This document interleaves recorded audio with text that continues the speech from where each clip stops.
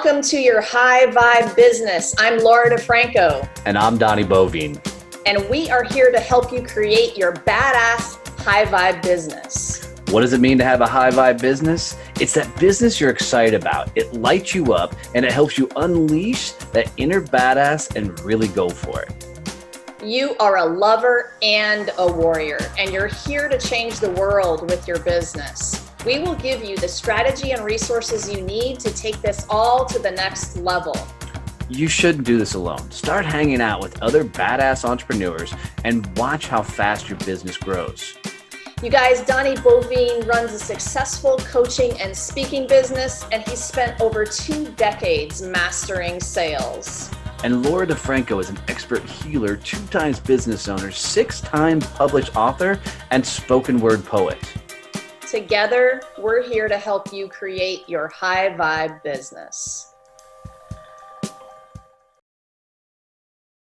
All right, guys, another fun episode. On this one, we're going to talk about how to have the sales conversation. What does that conversation flow really look like? I don't like this topic, Donnie. I know I have a lot of friends who don't like this topic, and I'll tell you why. Because when I started off this little adventure back in, oh my God, it's been over 10 years now, I was basically told by my superiors, go out and talk to doctors. That was, for my physical therapy practice. And I did what I was told, and I brought my bagels, and I was like, hi, and I was talking to the secretaries, cold calling the secretaries. Hi, I'm Laura. This is what I do. Here's my stuff. And I literally just wanted to run away because I didn't know how to start a conversation that was just me being me. And I think back then it was really about confidence, self-esteem, and I had some stuff that I needed to work on, right? And I know we all do. It's a never-ending journey there, but what would have been a better way? And listen, that was successful. Cold calling is successful. Starting those conversations works. It's just that I knew I could have done it better. Right. This is actually pretty funny because all the years I spent in sales training, this was probably the biggest battle for most people. If it's not the prospecting side of things, how to get to the sales conversation, which we talked about in the last episode, it's what do I say when I get there? I mean, I know when I first started off in sales, I didn't know what the hell I was doing. So I would make up these huge binders, with all of this stuff and information. And I would walk into somebody's office and be like, okay, or somebody's home when I was doing HVAC. And I'm like, okay, here's what we do. And I would start literally taking them through page by page, right through this thing. And you could see their eyes are in the back of their head wanting to ask me to leave, but trying to be polite because I didn't know what it was. And here's what I'll tell you guys. First and foremost, never take anything into a sales conversation. Nothing. No bagels, no pen, no paper, no anything. No scripts. No pamphlets. No pamphlets. No brochures. No business cards. Come on. Nothing. Oh, okay. And the reason I say take nothing in there is because you're going to use it. It's going to become a defense mechanism, yes. And it's going to become this move where you're going to get nervous and you're going to be looking for a lifeline and you're going to be like, oh my God, here's my brochure, and you're going to whip it out and then you're going to completely go inauthentic and that nervous voice and energy is going to come out and you're going to go there. So here's how it goes. Well, wait a minute. What if I'm just playing devil's advocate here? You walk up to the counter, the gatekeeper has greeted you and they are perturbed because they're busy and they look up at you and they just say, oh, just leave me your stuff. I'll give it to them later. Oh, and they're basically shooing you away. Absolutely. Ready? Go. Oh, I'm so sorry. You're my last appointment for the day. I'm out of business cards. Do you have something I can write on? Oh. Right. And a lot of times, what do you write? I'll leave my name and just my first name and number. Right. Because here's the thing. Somewhere along the way, the world said it's okay to lie to a sales guy. Right. So you just got to gently remove the barriers of that conversation. So like for instance, and this is where I'd always leave just my first name and number, is when I used to do cold calling a lot. If you're going to call a CEO of a Fortune 1000 company, people were like, you're never going to get that guy on the phone. And I used to do it all the time because it's really, really simple. If you know the person's first name, you literally just call up and say, hey, is Bob running around? Is Sally running around? Right. And the reason you do that is because you sound like a friendly person coming through. Right. So when you're walking into a situation and the receptionist is cold giving you the shoulder, you just don't play the same game. And she's like, hey, just leave your information here. Apologize. Oh, I'm so sorry. Last call of the day or whatever. I don't have any information on me. Can I borrow a pen and piece of paper? Mm. Sometimes that does still, tick them off because now they've got to stop whatever they're doing and give you the time of day to write everything down, right? And apologize. Go, I'm so sorry. I know you see 500 guys like me every day. Miss receptionist, miss, secretary, I'm sorry, whatever you call them nowadays, miss admin. I don't mean to be offensive, guys. You look at it and go, what would be a better time for me to swing through so I don't come across like the typical guy walking through this office? And if you are real and authentic, understand this, guys, you're not going to win every conversation. It's not going to go high vibe every time because you cannot control somebody else's output. So as long as you stay high vibe, right, you've got a better shot of getting into these fun, real conversations. And I have found over the years that the more you either treat that first front person like they are the CEO of the company, the better off the conversation's going to go. I mean, a lot of times my funny move when I did walk-ins was really this. I'd walk through the door and they would look at me. Obviously, I'm a sales guy, and they go, "Can I help you?" And I would say, "Yep, I'm soliciting." And that's exactly what they would do. And I'm like, "I'm so sorry. I know you see a bunch of guys like me all day, every day, but I'm here to see Bob. Don't suppose he's in." Right? Because any place I go in, I'm going to know exactly who I'm looking for. I'm going to know their first name, and, they'd say, well, let me check or whatever. Right? I'm already setting myself apart from everybody else because I'm going in from an authentic place. And we talked about this on the last episode, doing your research before a reach out.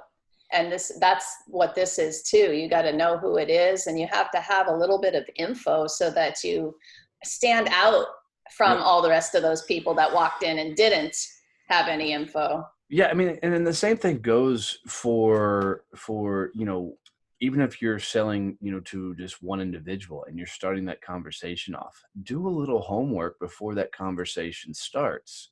You can go look at their LinkedIn, you can go look at, their Facebook and say, we're now sitting down face to face. We've gone through all the prospecting. You've agreed to meet with me. Say, hey, I jumped on your LinkedIn. I saw you attended this university. I saw you've done this. I saw you've been accredited here. And I really love this article you did out there. Tell me, what am I missing? Fill in the gaps for me. What's your story? And what you'll find is it doesn't come across creeperish as long as you do it authentically, right? And you're doing it from a place of genuine curiosity. Well, so you're in an office. What if they don't have time to tell you all their story, and they basically look at you and say, hey, listen, I don't really have time to get into it right now. Just tell me what you're selling. I mean, because these are busy people. And so sometimes you don't get a friendly one. You basically get somebody who's like, listen, dude, I don't have time to tell you my story. And let's talk about that a little bit, because when you're selling into doctors' offices, you're dealing with very cold and quick personality types, right? That's just their process. So you don't go into small talk with these guys, right? You go into these guys and you say, hey, I represent my company XYZ. This is what we do. I'll be by every 30 days to stop in and make sure you guys are taking care of everything you need. And if you need anything from me, let me know. Or you tell me, Mr. Doctor, what's the best way do we move forward from here? And if he says, leave a brochure, leave, a magnet, this, that, and the other, you look right back at him and say, I don't have a brochure or magnet. What can I tell you right now about my practice that would help you wrap your head around what all we do? Mm.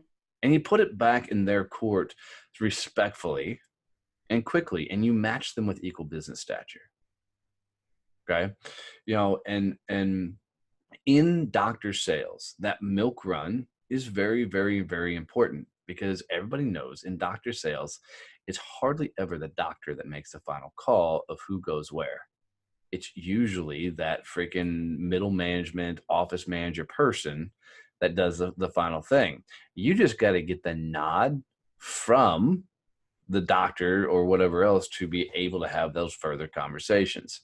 So if you get that middle manager and you look at it and you're like, hey, Kelly, appreciate it. Talk to the doc. Thanks for letting me get back there for 2 seconds. I think we're going to probably do a lunch later on down the line. But, Kelly, honest and upfront, I don't want to come across as a greaseball sales guy.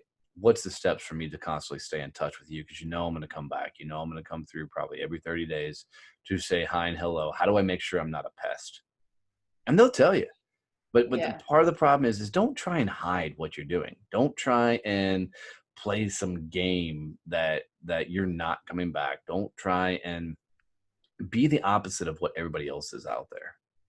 And if you are the opposite of what everybody else is doing, and you're authentic, and I would tell them, a lot of my people, I would tell them you're nervous. Mm-hmm. When you look at that office manager and you're like, hey, Kelly, you're like, I just gotta be honest, I'm nervous as hell, because I know that you guys would be a perfect client for me, but I know that you're just getting to know me, and you're probably not going to make a decision today or make a decision in the next 6 months to work with me. So I just don't want to blow this. And when you're that real with people, man, they'll come to your rescue. Man, they'll totally embrace you. And I think no matter who you're talking to on the spectrum of different kinds of reach outs, you guys, whether it be a CEO or a doctor or an owner of a studio that you want to, get in with, or those top people, but all the way through to anybody that you're reaching out to as a prospective client, it's honestly how you can make their lives enriched. You're going to make your doctors and CEOs look good. Where can you fill in the gap of what's missing? That does take a little research. I'm getting back to this idea of knowing your shit before you go in there.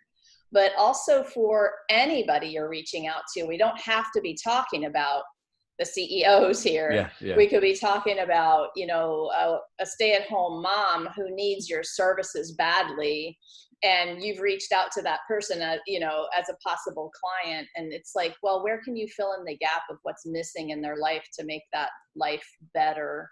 Yeah, and that's a great way of looking at it. I think people have been taught so much about their services, their products, their knowledge, that they forget to just have the conversation. Yeah. It's I don't know. I find this often in the medical fields, where people have gone through a lot of schooling. They've had a lot of education, a lot of training, and they want to unintentionally convince everybody how smart they are. And the truth of the matter is, nobody cares how smart you are. They want to trust that you can do what you say you're going to do. So you've got to get to the conversation where it's a trusting conversation. And one of the best ways to do that is to show up authentically and have those authentic conversations. What we would do a lot of times is we would keep a dossier on these different doctors' offices and stuff. And, we'd know, Mark, who is the receptionist, was married to Jane. They had 2 or 3 kids, Tommy, Sally, and Jimmy. They had a dog named Rufus. The doctor's wife was Kim. And we would keep all this information on it. And what we would do, and we started training our people to do, was before you go in, pull out your little folder, do a quick refresher on everybody in the office. So when you go in, you can be like, hey, Kelly, how's Mark doing? Or, hey, Dr. Tim, you know, how's your dog doing? Last time we talked, you were taking him to the vet. Those little bitty moves. And it's authentic because you're never going to remember all that stuff about all these people. You know, it's just impossible to keep all that stuff in your head. That's why if you create yourself a little cheat sheet to help remind you, they're going to respect you more that you genuinely took time to be interested in them and in what they're about. You know, as we go through this, and this works, you know, everywhere. You know, you guys got to remember, people want to talk about themselves, even when they say they don't. It's the number one thing that people want to hear. You know, the other thing is people want to hear their name. So if you can say, "Hey, Laura, wow, that's really impressive. I'm really proud to see what you've done with your company, how much you've grown this thing." You know, those type of gentle moves, as long as they're real, they freaking so empower the conversation to do something a little bit more. And you're reminding me about the whole, ask questions. It's the most powerful tool that you Mhm. have when you go in and having this conversation. It could be more about you asking questions and really being a good listener and then asking more questions. Yeah, absolutely. I mean, and it's funny when I tell people you should answer questions with a question, because they look at me funny because, you know, when somebody says, you know, tell me about your services, you know, that's a big question. And the reason it's a big question because I do a lot of shit. And if I try and tell you everything I do, at some point you're going to turn off the radio, you know. So when they say tell me about what you do, you know, I'll come back to them and go, wow, that's a really, really great question. You know, I do a lot of things. Would you like to hear about, you know, the things I do in podcasting? Would you like to hear about the things I do in coaching? If you're like Hmm. the courses, you know, and start coming back to them to get them to further clarify the questions. Because here's the truth, most times when they ask questions, it's their nervous energy coming out. Hmm. They don't know what they should be asking, right? They also are probably trying to get out of the conversation because they don't want to be sold. So we have to help them make sure it's okay to have that real conversation. Excuse me. Yes, You it know, makes sense.